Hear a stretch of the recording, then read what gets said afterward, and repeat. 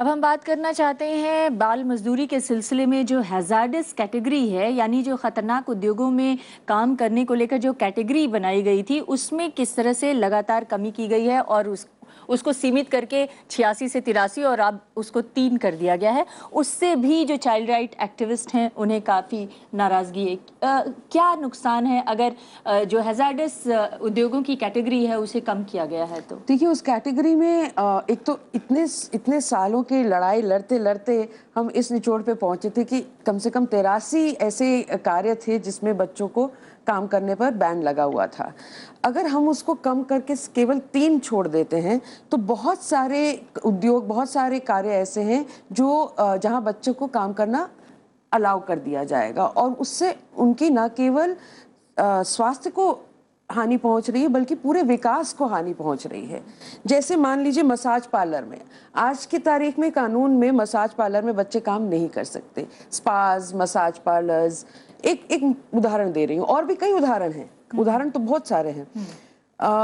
पर ये जो बिल है, जब ये कहता है कि हैजर्डस सेक्टर में बच्चे काम नहीं कर सकते, 14 साल से कम बच्चे बिल्कुल काम नहीं कर सकते, मगर एंटरटेनमेंट में इंडस्ट्री में कर सकते हैं, तो उसमें एंटरटेनमेंट में बहुत कुछ आ जाता है जो आज की तारीख में बैंड है। क्या है, या तो उसको क्लियर स्पष्ट करना होगा।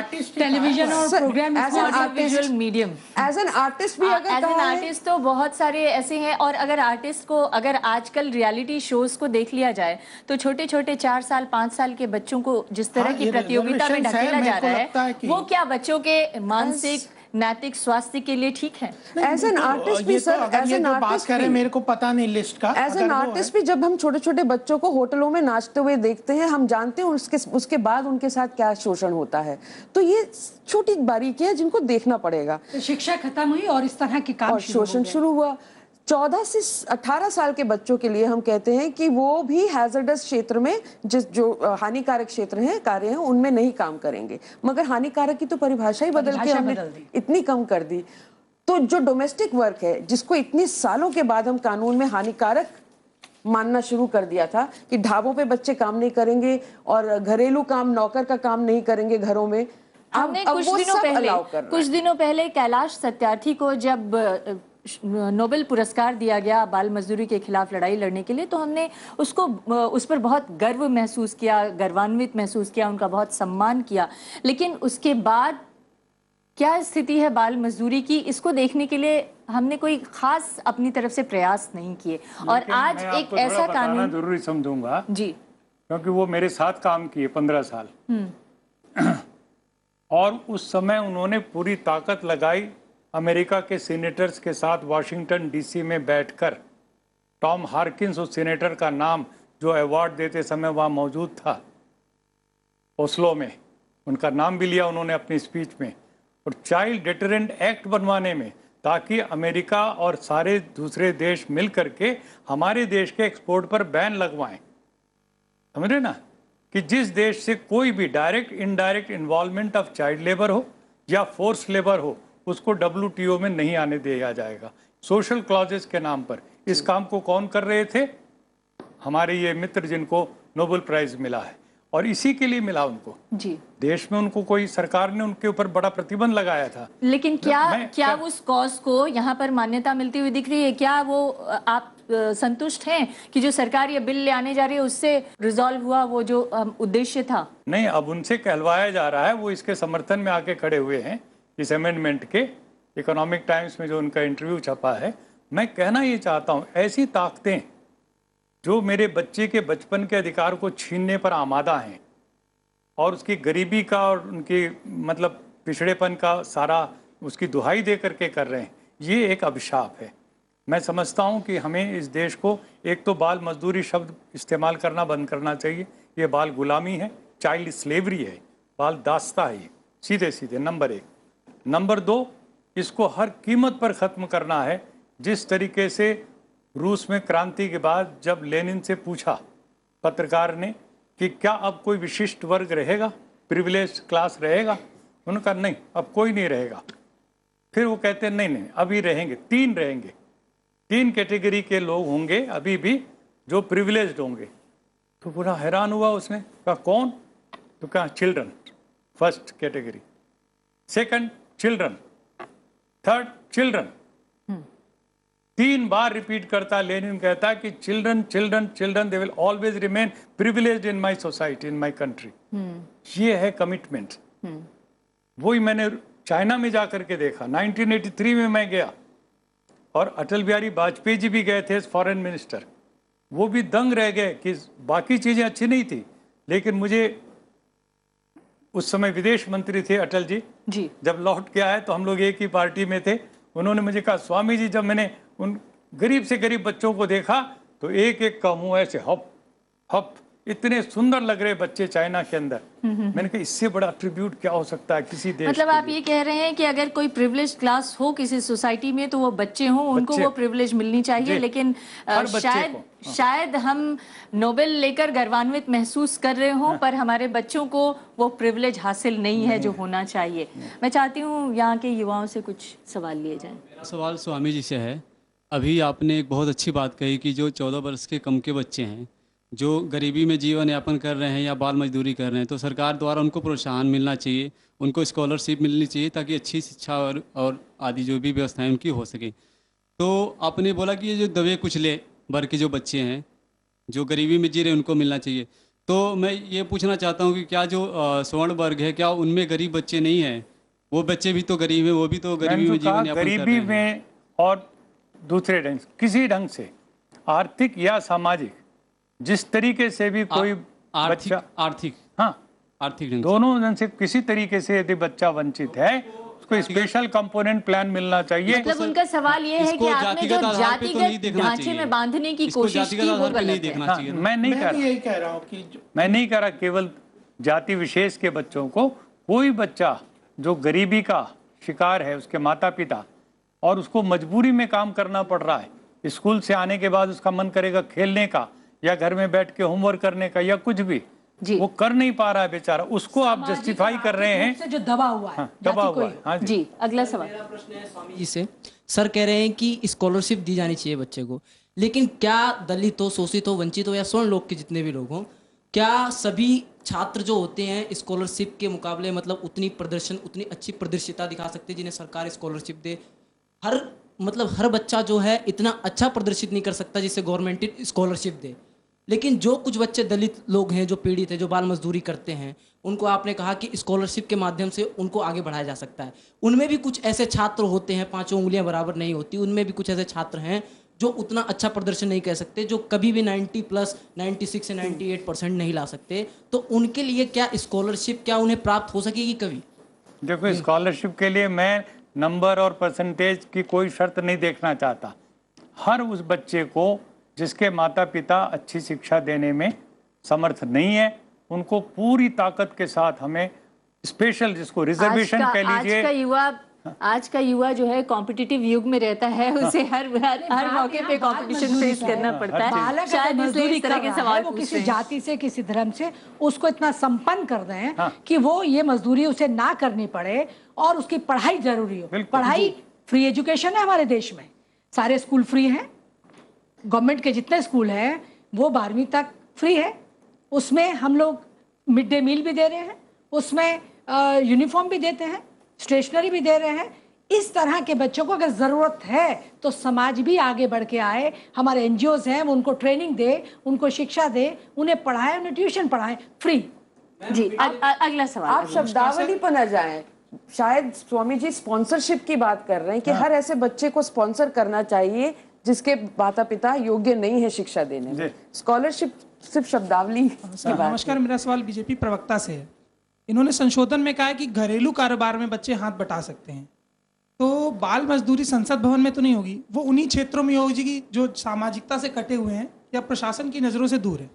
तो वहाँ पे जब ना उन बच्चों की कोई संख्या का आधार है, ना उन लोगों का कोई आधार है जो बाल मजदूरी करा रहे हैं, जो युवा और बुढ़ापे तक चला जाता बंधुआ मजदूर, वो जब आवाज़ नहीं उठा सकता, तो 14 साल से कम उम्र का बच्चा किस तरीके से आवाज़ उठा के बोलेगा कि मेरे साथ बंधुआ मजदूरी कराई जा रही है, किस तरीके से आप इसे प्रमाणित कराएंगे कि वो घर में काम कर रहा है या वो बंधुआ मजदूर?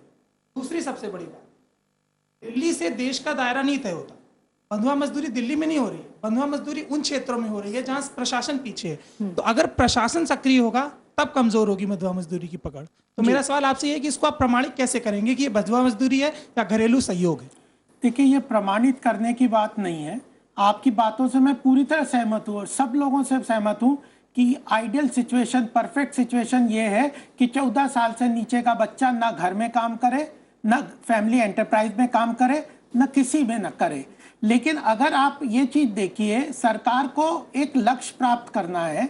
आपको यहाँ से आगरा जाना है तो आप मथुरा तो जाओगे ना, रास्ते में आएगा, तो आप सीधे कहोगे कि मैं तो आगरा पहुंचा। तो कानून की एक स्टेप है। और आज आप देखिए, आज हम 65-67 साल के बाद जिस स्थिति में है, जो हमारा कानून है वह 2012 में ये नया बिल भी आया था, अभी तक सरकार उसको इम्प्लीमेंट नहीं कर पाई है। और अभी आप राज्यसभा में अभी देखो क्या हो रहा है।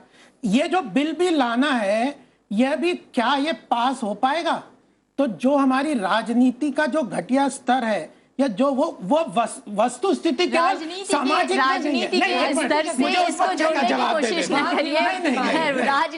राजनीति अपनी जगह है। नहीं, ये बिल तो तब पास होना चाहिए जब इसमें बच्चों के हक का सही प्रतिनिधित्व हो। अगर ये तो कह रही है कि बिल पास ही नहीं होना चाहिए, और ऐसे हो सकता है बहुत सारे लोग तो पुराना वाला ही रहना चाहिए। नहीं, पुराने वाले में, लेकिन आपने उसको अपराध को संज्ञेय आज तक नहीं माना, इसलिए तो इतने सालों से बाल मजदूरी चलती रही। पर नया बिल तो चाहिए। सर, उस बात पे आ रही हूँ। आप आज ऐसी परिस्थिति पैदा कर दे रहे हैं ये कहकर कि पारिवारिक उद्योग में बच्चा काम कर सकता है स्कूल के बाद, कि मैं अगर कोई बच्चा कंप्लेंट भी करे, जो आपने सवाल किया कि बच्चा परेशान है, हाँ, वो कैसे करेगा? कंप्लेंट भी आता है तो भी मैं कुछ नहीं कर सकती और पुलिस भी कुछ नहीं करेगी, क्योंकि पुलिस का कहना होगा कि कानून में तो कहा है कि कर सकता है स्कूल के बाद।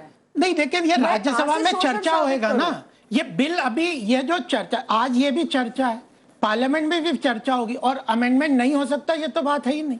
अगर सबको लगता है, लेकिन सरकार ने तो ये जो 2012 का बिल इन्होंने बनाया था, हाँ। उसको 13 मई को बाकायदा कैबिनेट में अमेंडमेंट करके पेश किया है ना, उसको ये 2012 में था ये चीज। नहीं, ये 2012 में नहीं था, ये 13 मई 2015 को अमेंड किया गया है। मैं लिखा हुआ, देखिए एक मिनट, मेरे को क्लियर, 2012 में था। केवल जो अभी अमेंडमेंट किया वो फैमिली एंटरप्राइज करा है, बस 14 साल से नीचे का बच्चा पहले 2012 में भी था। सर, आप ये बताइए, अगर फैमिली एंटरप्राइज, नहीं, आप इसको पढ़ के बताइए कि फैमिली एंटरप्राइजेस में क्या क्या कैटेगरी तय की गई है। फैमिली एंटरप्राइज का व्याख्या बड़ा 2 लाइन की है।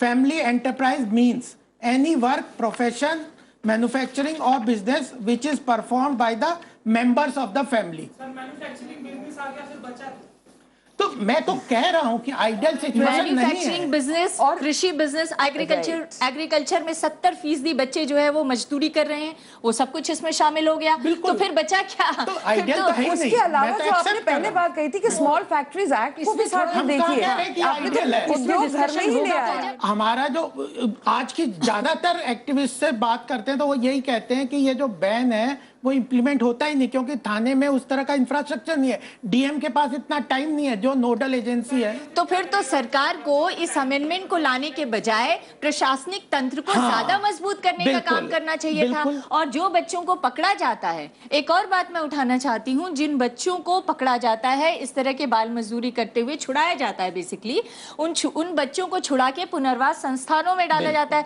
उन संस्थाओं की हालत क्या है? उनमें उनका वाकई पुनर्वास हो पाता है कि नहीं हो पाता है? उनका क्या होता है इसके बारे में कभी चीज मुद्दों पर ये बिल साइलेंट है, इसमें चुप्पी साधे हुए हैं। तो आप कह रहे प्रशासन को हमें मजबूत करना है, उस पर इसमें कुछ नहीं, मॉनिटरिंग होगी, कुछ नहीं, इसमें कहीं नहीं लिखा कि किस तरह से। नहीं, इसमें एक चीज और है कि जिन बच्चों को जहां से पकड़ा जाता है उन इंडस्ट्री के पास पेनल्टी डालते हैं, वो पेनल्टी का पैसा गवर्नमेंट में आता है और वो उनकी वेलफेयर के लिए होता है। आज तक उसका कोई हिसाब किताब नहीं है, आज तक हिसाब किताब नहीं है। वो कितना करोड़ रुपया है, 67 साल कहाँ है, उसकी वेलफेयर में कैसे जाएगा, उसको शिक्षा कैसे मिलेगी, साल में गलती होती रही है इस देश में बच्चों के साथ तो क्या आप चाहते हैं ये नहीं, गलती लगातार जारी मैं बदलना चाहता हूं, मैं कह रहा हूं कि बदलना चाहिए, इसमें इंप्रूवमेंट की आवश्यक जरूरत है, कुछ चीजें और फंड भी किया इम्प्लीमेंटेशन के लेवल पे ज्यादा नहीं वो फंड जो जहां से पकड़े गए उन इंडस्ट्री पे पेनल्टी जुर्माने का फंड है, एक अलग उनके अलावा है, लेकिन वो वाले फंड का किसी में जिक्र नहीं है।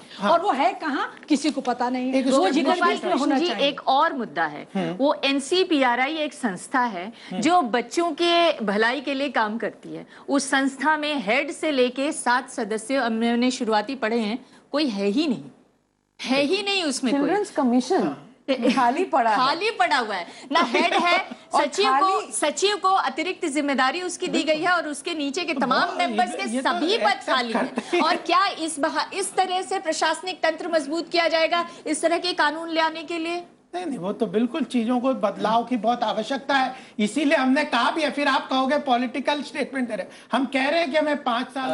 कृष्णा तीरथ मैम ने कहा कि ICDS जो इंटीग्रेटेड चाइल्ड डेवलपमेंट स्कीम है, तो उसके थ्रू जो है सुधार आ रहा है कहीं ना कहीं। लेकिन आप चूंकि बीजेपी की मेंबर हैं अभी फिलहाल, तो बजट स्लैश किया गया था अभी पिछले बजट में ICDS का।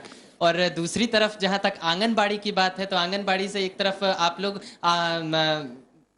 यही गवर्नमेंट जो है अभी इसी का एक वो आया था कि हाँ आंगनबाड़ी के जो आहार है उससे अंडे को हटा करके उसको कम्युनलाइज किया जा रहा है कहीं ना कहीं। और जो राइट टू एजुकेशन और चाइल्ड डेवलपमेंट वेलफेयर स्कीम, इस दोनों को आप दो तरफ नहीं देख सकते हैं, दोनों एक ही दायरे में आते हैं। ये जो है गवर्नमेंट का किस तरीके का डबल स्टैंडर्ड जो सोशियो इकोनॉमिक रियलिटीज हैं उसको सेंटर में बैठ के एक तरफ आप ही बिगाड़ रहे हैं, बद से बदतर होता जा रहा है। देखिए मैं आपकी बात से सहमत हूँ। एक बात इन्होंने पहले क्या कहा, अमृता जी ने कहा कि बच्चा जाता है स्कूल में और उनको खाना जिस तरह का आप जो मिड डे मील स्कीम में अगर आप देखो ट्रकों से सामान जाता है पीछे से निकल जाता है, तो इतना। और CAG की एक रिपोर्ट थी कि सरकार की 26 स्कीमों में से 25 जो सोशल सिक्योरिटी की स्कीम है उसमें अंधाधुंध पैसा खा, वहां पे ज्यादातर इंप्लीमेंटेशन कौन करता है? स्टेट गवर्नमेंट करती है।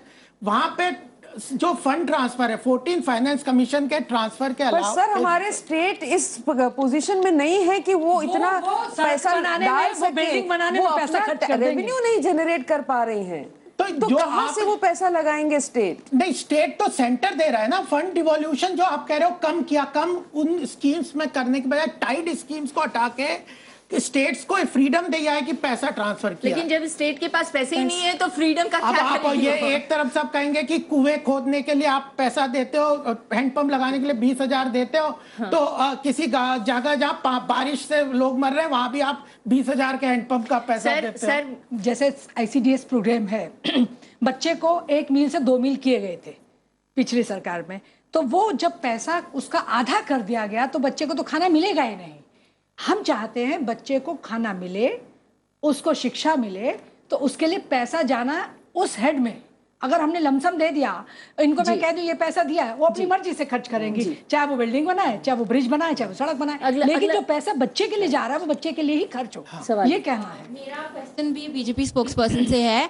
मैं ये पूछना चाहती हूँ कि अभी हमने देखा है कि जितनी भी मल्टीनेशनल कंपनीज के प्रोडक्शन सेंटर्स इंडिया में हैं, तो वहाँ पे जो भी बड़े बड़े ब्रांड्स, प्यूमा हो या कोई भी बड़ा ब्रांड, मैं कोई पर्टिकुलर नाम नहीं लेना चाहूँगी, वो सारा जो उनका काम होता है वो आउटसोर्स करते हैं और वो सब फैमिली एंटरप्राइजेस के नाम पे ही चलता है। तो आप आपका क्या प्रोविजन है despite all your definitions and specifications कि इसका चाचा का बेटा और मामा का बेटा ये सब काम करेंगे? आप कैसे इस चीज़ पे रेगुलेट करेंगे कि फैमिली एंटरप्राइजेस के नाम पे जो मल्टीनेशनल कंपनीज प्रोडक्शन लेती हैं, लेबर लेती हैं, उसमें बाकियों का तो जो एक्सप्लॉयटेशन हो रहा है वो एक मुद्दा है ही, लेकिन उसमें चाइल्ड एक्सप्लॉयटेशन स्पेसिफिकली आप उसको कैसे एड्रेस करेंगे? बहुत अच्छा सवाल। नहीं, आपका सवाल बहुत अच्छा है और जैसा सभी कह रहे हैं, आपका ये सजेशन है कि फैमिली एंटरप्राइजेस को भी बैन कर देना चाहिए। जाहिर सी बात है। हाँ। इनफैक्ट मैं ये कहना चाहूंगी कि 14 साल तक कौन से, जैसे कि यहाँ पे हुआ है कि सिर्फ जो इकोनॉमिक और सोशल रियलिटी जिनकी वैसी है, सिर्फ वही काम करते हैं, बाकी हम अपने उससे तो कोई हम काम नहीं करते। जब आप आउटसोर्स की बात करें, मैं आपसे प्रश्न पूछना चाहता हूं, तो वहां पे तो क्लियर कट वो सर्टिफिकेट लेते हैं कि इसमें नो चाइल्ड लेबर यूज है। सर तो जब ऐसा बिल होगा, जब ऐसा कानून होगा तो नो चाइल्ड लेबर अभी तो ये बिल आया ही नहीं है, अभी तो ये बिल आया ही नहीं है। तो हम इसीलिए तो डिस्कशन कर रहे हैं। अब गोपाल जी हमारे बीच में हैं, इनकी जिम्मेदारी नहीं, सुनिए मेरी जिम्मेदारी लिमिटेड। हाँ, मैं आपकी जिम्मेदारी लगाता हूँ। डिस्कस करेंगे। ये जो बिल है ये वापस लेती है सरकार, कूड़ेदान में फेंके और एक दूसरा बिल लाइए पूरे देश की जनभावना का आदर करते हुए 14 साल से कम उम्र का बच्चा किसी तरह का कोई काम नहीं करेगा सिवाय पढ़ना, लिखना, खेलना, कूदना, सपने देखना और थोड़ी बहुत शरारत भी करना। ये उसका फिर भी उस लड़की के सवाल का जवाब आप पूरी तरह से देना चाहें। देखिए, मैं तो ये कहना चाहता हूं इसमें कि सबसे पहले तो कानून के हिसाब से ही रेस्ट्रिक्शन होगी कि अगर मल्टीनेशनल आउटसोर्स करते हैं तो अगर वो मिसयूज कर रहे हैं किसी प्रोविजन का, और ये तो एक तरीके से कानून को सबवर्ट ही कर रहे हैं ना, कि आप जब वहां पे आपका रेस्ट्रिक्शन है, कानून कह रहा है 14 साल से नीचे के बच्चों को काम में नहीं ले सकते, तो आप कहीं ना कहीं कानून के सिस्टम्स का इम्प्लीमेंटेशन में जो फ्लॉ है उसको तो इम्प्लीमेंटेशन के लेवल पे देखना पड़ेगा। और वो सारे फैमिली बिजनेस एंटरप्राइजेस से ही आउटसोर्स करते हैं, ये सब इस तरह का तो मुझे तो नहीं लगता कि इस तरह का बिल्कुल सिस्टम का जो इम्प्लीमेंटेशन के जो चैनल्स हैं वो करते होंगे। फिर भी अगर कानूनों में बदलाव है तो स्टेप बाय स्टेप ही चलेगा, और आखिर पार्लियामेंट में डिस्कशन हमारी बहस का आखिरी पड़ाव आ चुका है। मैं ये जानना चाहती हूँ कि ये एक मसौदा है जो संशोधित मसौदा है जिसको सरकार राज्यसभा में ले आने जा रही है। इस संशोधित मसौदे से आप लोग खुश नहीं हैं, तो आप चाहते क्या हैं? देखिए, हमें किसी को भी इस बात से कोई इनकार नहीं कि बच्चों को स्किल मिलना चाहिए, लेकिन कौन सी उम्र में? 14 साल तक वो पढ़ें, उनका बेस तैयार हो, उसके बाद आप स्किल को लेकर के आइए और शिक्षा प्रणाली के तहत लेकर के आइए। उसको अलग मत कीजिए शिक्षा प्रणाली से कि वो घर में काम करके या इधर उधर काम करके स्किल सीखे। वो स्किल सीखने का सही तरीका नहीं है, क्योंकि उस तरह से जब वो स्किल सीख कर बाहर बाजार में काम ढूंढने जाएगा उसके पास कोई सर्टिफिकेट नहीं होगा, लेकिन जब शिक्षा प्रणाली में ही वो स्किल सीखेगा तो वो सर्टिफिकेट होगा।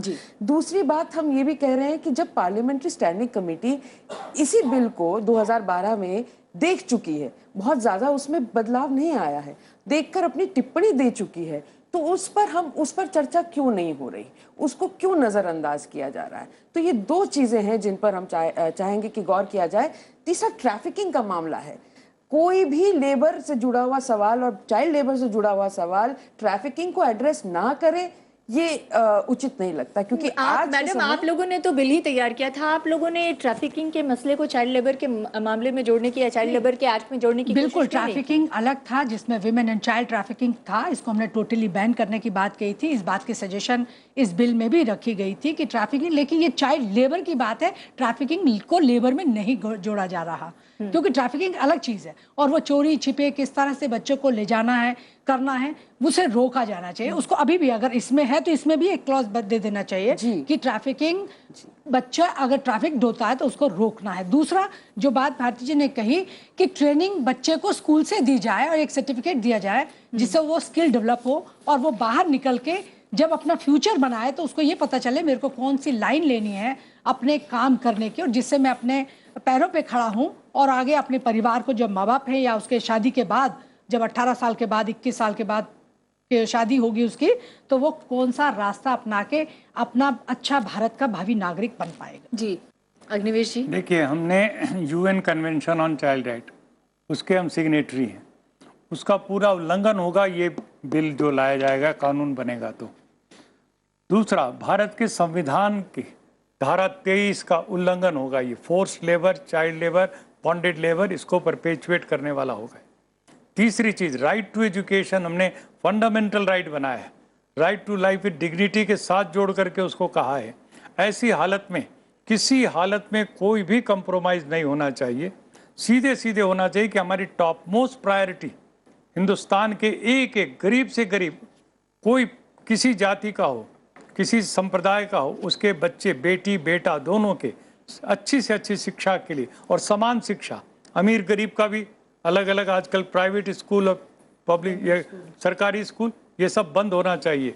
सरकारी स्कूल के टीचरों के लिए और सरकार में जो भी बहुत लंबा सपना है, शायद 100 सालों में पूरा हो सके, क्योंकि क्राइनी रिपोर्ट भी दी थी कि नहीं देखिए जब तक हम अपने देश के संकल्प को नहीं जगाएंगे, ये और भी लंबा सपना है, ये संकल्प नहीं जगाएंगे तो देश से कभी गरीबी नहीं मिटेगी। अब देखिए बच्चों से आपने मान ली स्कूल से लौटने के बाद काम करा लिया, आखिर जो एडल्ट बेरोजगार पड़ा हुआ है उसको क्यों नहीं देते काम साहब? आप बच्चों से काम करा करके एडल्ट अनएम्प्लॉयमेंट को बढ़ावा दे रहे हैं, जो एडल्ट वेजेस हैं उनको डिप्रेस कर रहे हैं और वो नीचे आएंगे। मैं आपसे ये नहीं पूछूंगी, गरीबी को ये नहीं पूछूंगी एक विशेष साइकिल में बदलने का तरीका है, लेकिन मुझे ये उम्मीद है कि इन चिंताओं को आप अपने पार्टी फोरम पे जरूर चर्चा में ले आएंगे। बिल्कुल, मैं आखिर में ये कहना चाहता हूँ कि चाइल्ड लेबर रुकना चाहिए, ये हमारा लक्ष्य है। यह बिल उस लक्ष्य की तरफ बढ़ने का एक स्टेप हो सकता है, एक बहुत बड़ा स्टेप ना हो, उसमें डिबेट हो सकता है कि कैसा स्टेप है, ये अपने लक्ष्य को पूरा कर पाएगा कि नहीं, लेकिन उस तरफ स्टेप है। एक दूसरी चीज भी ध्यान में रखनी चाहिए कि बहुत लोग कहते हैं कि अगर कंप्लीट बैन कर दिया जाए, ये भी बहुत लोगों ने कहा है, कोई हमारा कोई अपना सर्व लोगों से बातचीत करने से ही बात चलती है कि अगर पूरी तरह किसी चीज को बैन कर दिया जाए, अपनी फैमिली में भी नहीं करना दिया जाए, तो वो उसको और ज्यादा एक्सप्लॉयटेशन अगर लक्ष्य ये है, अगर लक्ष्य ये है कि बाल मजदूरी को खत्म नहीं, हम जस्टिफाई करने के लिए ये बिल नहीं है, ये मैं कह रहा हूँ। अगर लक्ष्य ये है कि बाल मजदूरी को खत्म करना है तो लक्ष्य ये भी बनाना चाहिए कि प्रशासनिक तंत्र को मजबूत किया जाए, मॉनिटरिंग तंत्र को मजबूत किया जाए, ताकि जो कम से कम अभी मौजूदा कानून भी है उसको भी ठीक तरीके से पालन कराया जा सके। इससे भी एक कदम आगे बढ़ के जो गरीब तबका 45 करोड़ लोग अनऑर्गेनाइज सेक्टर में भारत में, उनकी मजदूरी का रेट बढ़ाइए, उसको मिनिमम वेज से भी नीचे आप दे रहे हैं, वो सब हटा करके एक लिविंग वेज, एक डिसेंट वेज पे लाई आई, जो आप सरकारी दफ्तर के चपरासी को देते हैं वो मिनिमम वेज नेशनल लेवल पे। आज की चर्चा को यहीं पर खत्म करने का मैं अनुमति चाहूंगी। बहुत बहुत शुक्रिया हमारी चर्चा में शामिल हुए।